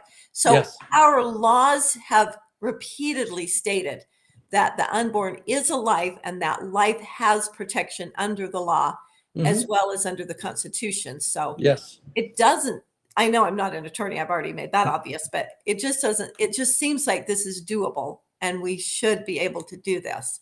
It is doable, and I think some of the same reasoning that the U.S. Supreme Court used in Dodds applies with equal force to the Utah Constitution. They Yeah. cannot find in the text of the Utah Constitution, just as they can't in the U.S. Constitution, a right to have an abortion. And we need to change the dialogue on a lot of these things. I've suggested before, we need to call sexual confusion, and not Right. other names. You We do. should not call it reproductive rights. It's No, actually the right not to reproduce. it is That's actually, that's the rights that they're trying to claim. It's not reproducing. They want to have the right not to reproduce. and they do have reproduction rights. No one is saying you shouldn't have a right to reproduce. Yes, no one No is. one, this law has nothing to do with your right to go out and have sex with who you want to. Yep. Yep. No, that isn't what this is about. This is about the human life you have created through Exactly. your already given reproductive rights. Yes. This is about not that. This is about a human life you have created. Mm-hmm. And we can say of your own free will and choice because our laws in Utah have excluded rape and incest where it isn't of your own free will and choice. Yeah. Mm-hmm. Which we can discuss that in another Right. show. But Right. and that's another issue altogether because that's still a human life Right. that is innocent and valuable and Right. has done nothing wrong. But to stay on point, that we have covered that's carved out. But yeah, it just seems like if we can't stand up and defend and protect the unborn, the innocent, vulnerable, we're missing our mission here. Like there's a serious problem. We are missing our mission, and I think we have to, like I said, look at this kind of larger picture of civilization. And most of the time in civilization, people have not tried to kill their babies. Right. There has been incidences Yes. that's recorded in the Bible where they sacrificed children to Molech, an idol that couldn't hear, talk, or speak, as Isaiah says. And this was sadly common thing that they would do to try to manipulate this wooden idol or Right. metal idol. It's deplorable. You know, it's used as an example of how deplorable this is. And what is the difference between that and abortion? You know, I mean, all of the things that you think of are terrible, wicked things in the Old Testament in the Bible. We actually do the same thing nowadays, but we've sanitized it to make it seem like it's not really as bad as it is. I mean, It's sadly, the great lie. yeah, I just been talking to Amberli. I'm going to get you a copy of her book, The Great Lie, and that's where the pro-choice, the messaging, and that, like you said, we got to stop calling it reproductive rights. We've got to stop calling it pro-choice because it's neither of those. it isn't. We need to call it what it is, and we need to message the truth. And what I like to do is I talk in terms of pro-life. So I like to not call it our abortion law. Right. I call it our pro-life law. Absolutely. Because that's what it is. Pro-life is positive. Mhm. It's so enlightening. It's very positive. It doesn't damn anyone. It is really what it really is because we're really pro-life. We're in favor of life, all life. Yeah, absolutely. So, yeah. Yeah. And Amberli has something to say. I was just going to add on real quick. What you're saying is if we really deconstruct what their argument is, what they're saying, and Dalane, you said this early on, is you can't force me to be a parent. I have the right to say I'm too young to be a parent. I'm in college, and that's what they want to focus on. But if you really break it down, nobody is saying they have to be a parent. They can give that child up immediately at adoption. So many families want babies. So nobody is saying to a 16-year-old, yes, you must quit school and become a parent for the rest of your life. That's not the argument. Great point. The argument is to, 6-7 more months, provide a safe place for another human that is separate from you, that has the right to life, liberty, and pursuit of happiness. And that for those 6 or 7 months that you have remaining in your pregnancy, that to protect life, to sacrifice your time for theirs, and that a separate person can live. So this idea that we're forcing people to become parents, that's just not true. Yeah, I'm glad that you brought that up. I've done a lot of adoptions, and for some reason, my adoptions are 5 to 10 times cheaper than agency adoptions because I just charge an hourly rate and I don't put on these big fees. But I will tell you this: I've dealt with so many women who, they're often teen pregnancies, but they might be more than that sometimes, and it is just such a blessing to them to be able to give this blessing of life to a family that sometimes they can't have kids, or even if they do have kids, they're entering a family with other kids, other children, and they have loving parents. You can tell that although it's tough for them being pregnant, they know that's a great choice that they've made, because the bottom line is 2 wrongs don't make a right. You mess up somewhere in having premarital sex. It doesn't have to just make another wrong by, okay, let's just now kill this child who's an innocent victim of this. Instead, beauty can come from those ashes, basically. And you can actually see this awesome situation where somebody now has a child that they might not have been able to have naturally. You can turn that lemon into lemonade. You can take and make something that was difficult. And we know statistically and scientifically that women who do go ahead and have the baby end up so much happier. They end up more free, and they're not burdened now with another more damage themselves. So I say, if you can't do it for your child, do it for yourself. Have the baby for yourself so that you can move on and be free. And what greater way can you serve humanity? What more can you do for someone else? You want to make a difference? Have the baby. Because it is a very selfless act, no doubt.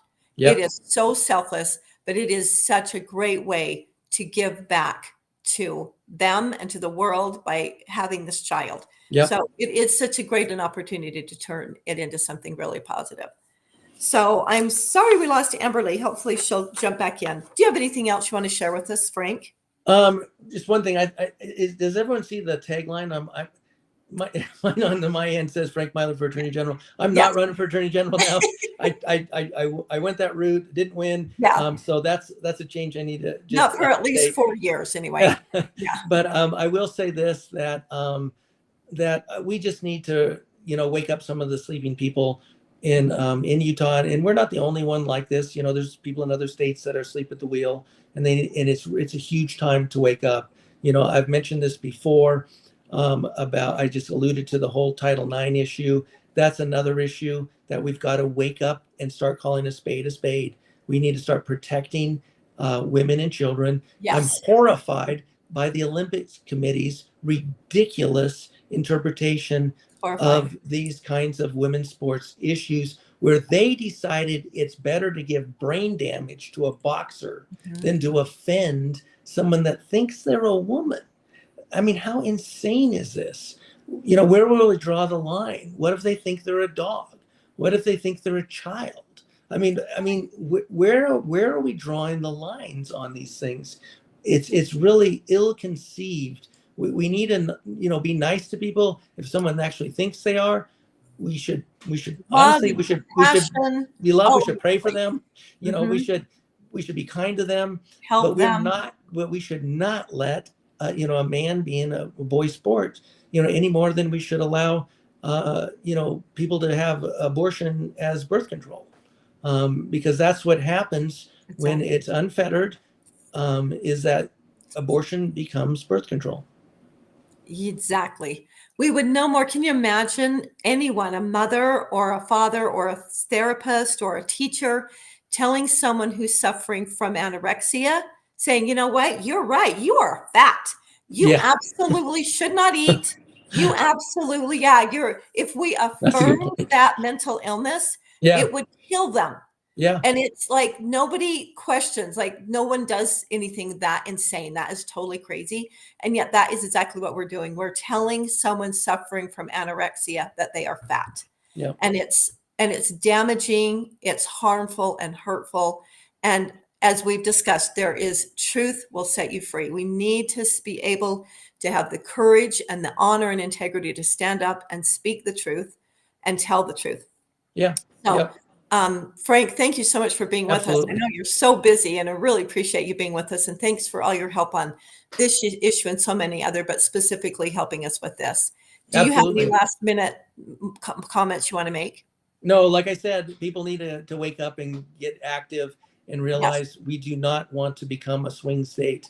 We're drifting that way to being a swing state. Let's be a state we always have been, that really cares and protects the family. That's why I've lived here. I'm not from Utah, and this has been a state that has always supported family. We got to wake up and care about it and fight for that if we want to continue to be a state that respects families. Absolutely. Thank you so much, Frank. Thanks for being with us. Thank you. Okay, I wanted to just kind of end with talking about what we can do, how we can get involved, in what every person, because I know people just feel very overwhelmed. They're raising their families, are busy with life, busy with work and raising their kids. But there are some things we can do, and there's some simple things. And I got these ideas from the pro-life, the National Right to Life. And so I want to just share some of these scenarios where people have just done small, easy things, and yet it has literally saved a life. Amberli, do you have anything that you want to say before we go into that? I just want to add on to what Frank was saying, which I thought was just beautiful, and in what you're saying too, that this is kind of a bigger approach. And so I'm excited to hear your ideas that you're going to present about this. But just a warning that comes out of Mosiah 29:27 about the voice of the people, that you brought up this initiative. We must speak against it. We must raise our voices one way or another somehow, because in Mosiah 29:27 we read, "And if the time comes that the voice of the people doth choose iniquity, then is the time that the judgments of God will come upon you. Then is the time he will visit you with great destruction, even as he has hitherto visited this land. So it is up to the voice of the people. We can change things. And raising your voice looks different for everybody differently, right? You can write blogs, and like I said, I'm excited to hear what you're about to say. But if we don't, and instead we allow the voice of the people in Utah to choose their initiatives, the Planned Parenthood things, those kind of things, if that's where the voice of the people in Utah goes, then how can we expect anything but destruction? So that's all I was going to say to that. And I'm excited to hear what you have here. We literally put our own selves into bondage. We literally destroy our own society. We know the basis of society is the family. That, again, is scientific. It's not just a Utah thing. It's not an America thing. It is across the world. The society is built based on the family. And so, it is essential to our survival. So that's how important it is. Okay, I just thought this was really fun because we always like, well, what can I do to make a difference? And I don't have a lot of time to get involved. But here's some real life stories that I think are really worth sharing. One is Jessica Rijoas. And this happened in 2017. So it's not like super, but it's not very far, just a few years ago. So when she was a sophomore at Fresno State University, she just was, walking around there. At her university was a pro-life table. So she just went and visited. She wasn't pro-life. She wasn't pro-abortion. She was, she just really didn't even have any particular persuasion. But she just went up and she started visiting. And they had these little models that I know you've seen, the little models of where they have I think it was either a 6-week or 12-week-old baby, and you see this 12-week-old baby in the womb, and it is fully formed down to not just fingers and toes, but you can see like every little thing, and even that they're going to have toenails, that like you can see just the most minute little parts of this amazing little precious baby. And she took one of them and she put it in her car, and then she hung it on her rearview mirror because she thought that's just kind of cool. So she hung it on her rearview mirror, and then time went by. And as she was away at college, she found herself pregnant. She got pregnant because it's not like she just found it. She got pregnant. And like a lot of college-age women in her same situation, she was very scared. She felt very alone. She was very unsure of her future, and she felt completely unprepared and did not know what to do. So she went and visited a Planned Parenthood, and the counselor told her, "You're irresponsible. You're not ready to be a mom. You are absolutely have no way to do that. Abortion is your best answer. That's your best thing." She managed to get out. She left, and she went back to her car. And what did she see in her car? She was wondering what to do. She was sitting there thinking. She looks up and she sees this little model of this little baby, 12-week in the womb. And this is a quote. She says, "Its features so similar to my own reminded me that the baby in my womb was a fellow human being. And after speaking with my boyfriend, I decided to choose life for my child." So see, giving that little, just being there at that pro-life table at any event and just giving that out, we have no idea how that is going to impact someone and how it's going to change a life. She gave birth to her little daughter, and that same semester that she had her baby, she earned a 4.0 GPA. She graduated. She got her master's in speech language pathology. She's a full-time employee now. And she says, quote, "My daughter motivates me to do my very best in every aspect of my life." And she says, "She is the very reason I have excelled in college and graduate school and now in my career." And so, see, having that baby, it changed her life and for the good. And she didn't get married. She didn't give her baby up for adoption, but her baby has been a blessing and has inspired her. But what else she also did, she decided she needed to get involved in helping Pregnancy Resources Center because she knows what that's like. And so she got involved and she went to the very table, to the pro-life table.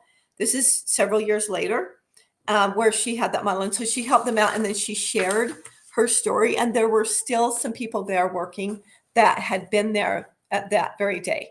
So they got to find out what a difference they made, but there were more people that were no longer there that never know of the difference that they made. So something just as simple as that. They have the little pins. Wear your little pins of little feet and little hands. Wearing that around makes people come up and ask, what is that? It gives you a chance to start a conversation. It makes a statement. It says, I'm pro-life.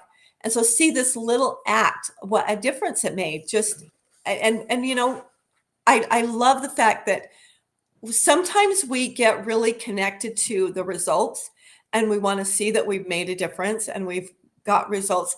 And we just have to just know that we've made a difference just by our presence. But whatever we do, we might not always know until the next life how it affected somebody. Another story is a young girl on her way to the abortion clinic. She was following a car and the car had a license plate that says choose life on the license plate. And she just kind of followed it as she got closer to her appointment. She just kept reading it. She couldn't get out of her mind. So she didn't even go. She said she got the message. It spoke loudly and clearly. And so she didn't go and she ended up having her baby. She had a little son. And so again, the owner of that car that had that bumper sticker that drives around, they have no idea that them just going where they went that day literally saved a life of a baby. So that's another really simple way that we can make a difference, that we can send our message. So yeah, I just think, yeah, we don't always know, but what we do matters. Everything we do matters. It always affects other people. Yeah. Another thing, just simply praying every day in your home. Yes. One of my favorite things to do, my husband and I, we did this for the first time this last year. We went up during 40 Days for Life and prayed on the sidewalk there in front of the clinic.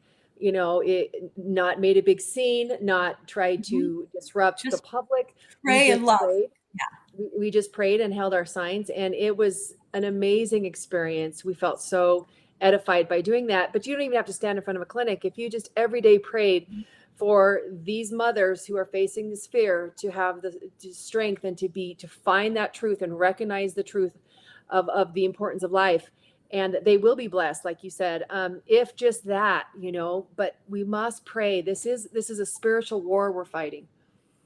It really is. It's a spiritual war, and we need power from the other side. We're going to need the great creator. And he's there. He's ready to help us. We just have to ask. He won't force himself on us. So we have to ask. And that brings me, you know, when I was younger, I would go to like downtown Salt Lake. They would have these rallies and we would have kind of protests and we'd have these signs, and they weren't really positive. They were really calling out. We spoke on abortion. They were calling out abortion and kind of calling out those who had abortion. And I have gone up to the Planned Parenthood, which is right next to the Pregnancy Resource Center in Salt Lake.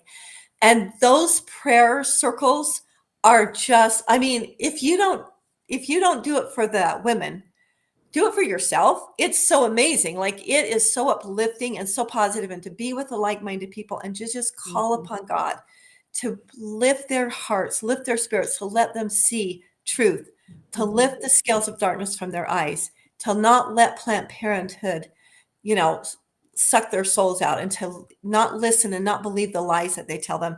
It is so much fun. It's very powerful. And I love doing that. And at Christmas time, we always go up and sing Christmas carols, which I love because I love to sing Christmas carols. So that is a really, really fun time. And that just reminds me, there is a man named Van Maren, and he was at like an event, and he was just outside, and he was sharing photos of aborted babies. It was on a college campus, and he was just passing out these horrific pictures of aborted babies. They're just, I mean, they're horrid and they're just sickening. And so many of the people were just screaming and yelling at him, and very hostile and very angry. And they would, you know, just get really upset. And what's really interesting is he shares one day this girl was just yelling and screaming at him and swore at him. And then about a year later, she went back and found him, and she found herself pregnant, and she found the picture. And because of the picture, like, she was so mad and she hated him and she hated the cause, but she knew from this picture, she knew that she had a life within her, And even though she was so mad at him, she's like, I couldn't go through with the abortion. I couldn't do it. So she ended up having the baby. And so she went back and shared that even those of us who were screaming and yelling and super angry, it still made a difference. It still impacted us. We still realized that, that what you get, you still taught us the truth. And we try to be more positive now because it is hard. It is a hard thing to see. But the truth is powerful. The truth is very powerful. And sometimes it really hurts. Sometimes we don't want to hear it, but it is very powerful. It makes a difference. So Amberli, outside of reading your amazing book, Ripened, outside of that, what other ways do you have? What ways do you think we can do? How can we can talk to people? Yeah. And I love the idea of, I actually got a text from Chris Kimball she put it on a big telegram, post to reach out to your legislatures, reach out and make your voice heard. I make this point at the end of the book, and I'll elaborate on that, but that heaven is recording what's happening on earth, and we must go on the record of heaven, which means we first go on the record here on earth, that it gets recorded in heaven, that our voices somehow publicly declare what side we're on. That it's not enough just to hold it in your heart, but that we somehow declare for the heavens to hear which side we are on this. And so how can we do that? Many, many ways. Put a sign in your yard. I have this, I love my yellow, it's the pro-life flag. I fly it on the front of my house. It's pretty. It's just a reminder. I made a sign that said babies' lives matter, and I put it in my yard, and it doesn't offend anybody because it's the truth. I write a blog. I just every chance I get to speak, or I have my book, I have words I hand out, any chance I get to just declare truth in my own way, in my own sphere. But another way is that we all know that we hold elections, a free election, very sacred. And what happens in the ballot box is a sacred duty that we all have. And we can't not vote. We can't not participate in that. Right. So one of the things to do is, as you're deciding who you're going to vote for, and I would never tell anybody to vote for, but just know that you're vouching for their stance. So whatever their stance is on this, when you check that box in a ballot box, you're essentially saying, then that's my stance too. So be very careful and prayerful about who you vote for. I'll tell you, a lot of times in different elections, I've literally written in, this may sound funny, but I've written in Jesus Christ because I know I can vouch for his stance. But yes, we need to vote, and we need to always encourage people to vote. But we also have to be very careful and not make these kind of concessions like, well, at least, okay, well, at least they'll do this or that. Like, really think about who you're voting for. And so, yeah, I just think in your sphere of influence, bring it up, talk about it in a positive way, and your neighbors, your friends, and don't be afraid to say something, because what they want us to do, what the evil side, what the dark side needs us to do, is they know where we stand. Satan knows where we stand. Yes. But as long as we just go along with things and just cooperate, I mean, he knows he's never going to make you and me believe anything that we don't already believe. Right. But as long as we'll just cooperate with what they're doing and not make a stand, that's all that's asked. In fact, they get a thrill. I think they get a thrill out of knowing that we're going to cooperate with something, despite that we don't believe in it. So we're just quiet because not to raise speak our voices. Yes. Yeah. Not to speak is to speak. Yes. Not speaking is speaking loudly and clearly. So we do have to pump a place of love from a place of compassion. Yes. But we must speak. We must speak boldly. We must speak the truth. So, and I love the very ending of your book. I mean, I love the entire book, but I love how you ended it because I think it's really, really powerful. Just like if you've ever been to the Holocaust Museum, you get through and you're just sobbing. And it's just horrific the entire time. But the way they end the Holocaust Museum is it's worth all the pain you go through to address the truth. Is that they forgive their oppressors and their murderers. They open their hearts to forgiveness. And you end with calling us all to repentance, like not you, but God calling us all to repentance. I want to sound like you're calling us to repentance, but noticing that we as a people individually and as a people, as a nation and as a state, we need to repent. We have to restore our moral foundation, or we will be destroyed. And the scriptures, all of them, are very clear about it. And so it's just saying we can repent. And I love that message, and I love that because we've all made mistakes. Even if it's not that one, but especially that one. That if you have had an abortion, you can be cleansed, you can be free, you can be totally free. You can repent and be made whole. And then who has a stronger voice than someone who's had an abortion? Can be such a voice in truth and for helping other people make wise decisions. Mary Taylor, our president of Pro-Life Utah, she shares very vulnerably her abortion and just speaks so powerfully and clearly, and I know has helped so many people make good decisions. And Abby Johnson, wow, amazing. Like amazing. I got to hear her speak up. She was going to speak in Nashville on my birthday. And so I said, honey, this is what I want for my birthday. So we went out in May and I got to hear her speak. And it was the most profound 18 minutes, almost of my life. There wasn't a dry eye in the house. No. And she shared her experiences. She had not one, but 2 abortions. And then she worked for 8 years at Planned Parenthood, was the employee of the year at Planned Parenthood. And she talks about the day successful. Yes. And she talks about the day that, that God literally rescued her as she was standing in the abortion room for the first time. She'd always kind of been in the administrative role. And she'd been called back by a doctor who had never worked there. He was a substitute doctor. She'd never seen him before. He walked in her clinic one morning, looked at her and used her name by name and said, I want you, Abby, to help me today in the back room.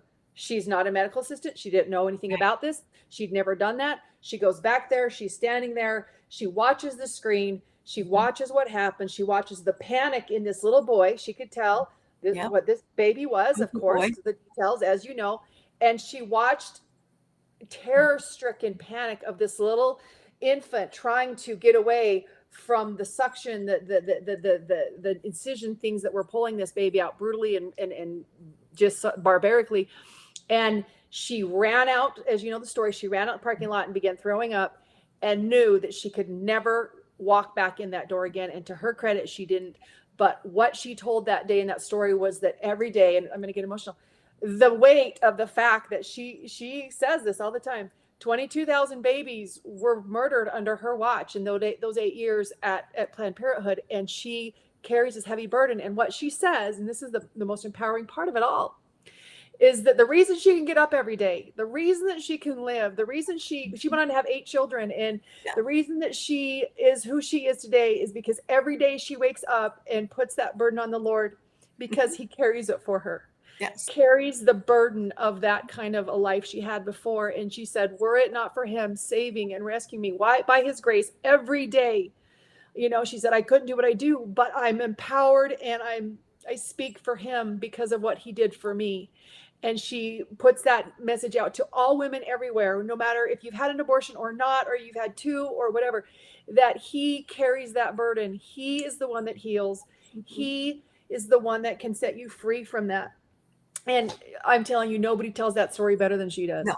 No one does. And it's so powerful. And if you go on and Google, she did come to Utah and spoke at the Pro-Life, the Planned Parenthood, the Pregnancy Resource Center pro-life event a couple of years ago. And she is so powerful, and she's got such a beautiful story. And and you can go on, you can Google it, but I would suggest go on and listen to Abby Johnson. It's very powerful. And, it's inspiring for all of us because we all need to repent. We all have our sins. We all have our things. But the message today is that no matter what, if your sin is because you've had an abortion, you can repent and be freed and clear and clean of that. And if you haven't spoken up to protect life, you can start today standing up and doing something. Call your legislators, let them know how you feel. You want them to stand and protect life. We are talking about doing a constitutional amendment in the state of Utah, and we are weighing that out. But I really think we have to get out in front of this, and we've got to make sure that the unborn is protected in the state of Utah at all times. And so There are many things you can do. Contacting your legislators is a simple, easy one. Go participate at a pro-life event. It's so simple. They always need help. You can always just go for an hour or two. They always need help. There's always places there that you can get online. There's all of the social media. There's yours. There's many others. Just make posts. Just share. Yep. Just share it with your friends. Maybe it's not comfortable to tell your friend to their face. Go on and share it in a way that you'll know that they'll see it. Yep. Make sure people know where you stand. Wear the pins. Yep. You know, donate money. I'm money. on these things, these automatic donations to Students for Life and these different organizations that $10, $40 a month, Yes. whatever you can afford. If you don't have the money and the time, then give the money, like $5 Yes. a month, $10 a month. Yes. That can fill, and then donating to the pregnancy resource centers, with baby clothing, diapers, there's so much there. Diapers. Volunteer your time. These pregnancy resource centers. I was at that same talk when Abby was there for the pregnancy resource center, and I was so blown away by the fact that what a few dollars can do, a few $100, Yes. $20 for these pregnancy resource centers. It's unbelievable. The resources, the baby showers they throw for these women who choose Yes. life. They give them baby showers and their clothing and their diapers and it's beautiful. And so if you can donate your time or money to a pregnancy resource center, there's so many ways to stand up in this fight.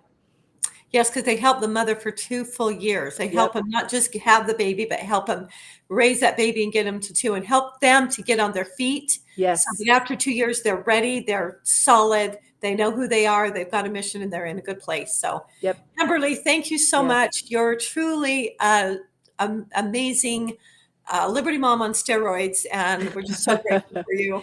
So thank you so much for being with us, and thank you for your amazing words in your book. Be sure and get it. Be sure and read it. Thank you. All right. Thanks so much.